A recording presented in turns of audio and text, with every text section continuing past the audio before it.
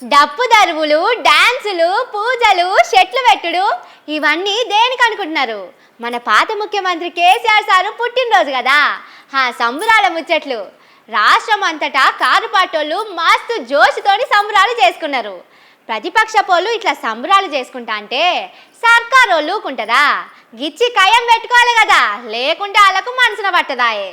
పాత ముఖ్యమంత్రి కేసీఆర్ సారు పుట్టినరోజు జోర్దార్గా ఇందులో ఎర్రవెల్లిలా కేసీఆర్ సారు యాగం చేసిండు. ఆయనను కలుసటానికి ఎర్రవెల్లికి మస్తు మంది పబ్లిక్ వచ్చిండ్రు.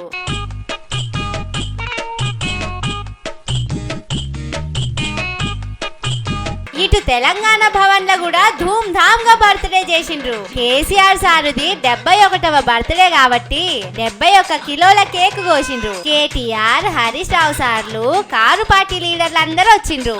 డప్పు సప్పులతోని పండుగ లెక్కనే అయింది.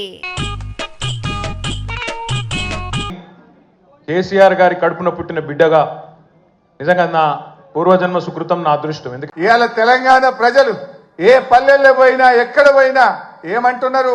మళ్ళీ కేసీఆరే రావాలి, మళ్ళీ కేసీఆర్ కావాలని మాట్లాడుతున్నారు. ఇంటి పక్కోడు ఇగురంతోని సంపాదించుకుంటా అంటే అవతలోళ్ళు యువతలోళ్ళు కండ్లలా నిప్పులు పోసుకున్నట్టే చేసిండ్రు. హైదరాబాద్ లా పాటోళ్ళు సంబరంతోని పెట్టిన ఫ్లెక్సీలన్నీ చింపేసిండ్రు. రాత్రి ఇట్లా ఫ్లెక్సీలు పెట్టుడే ఆలస్యం, పీకేసుడు సురువు చేసిండ్రు. లాస్ట్ కు గోడలకు అతికిచ్చిన పోస్టర్లు కూడా పీకేసిండ్రు.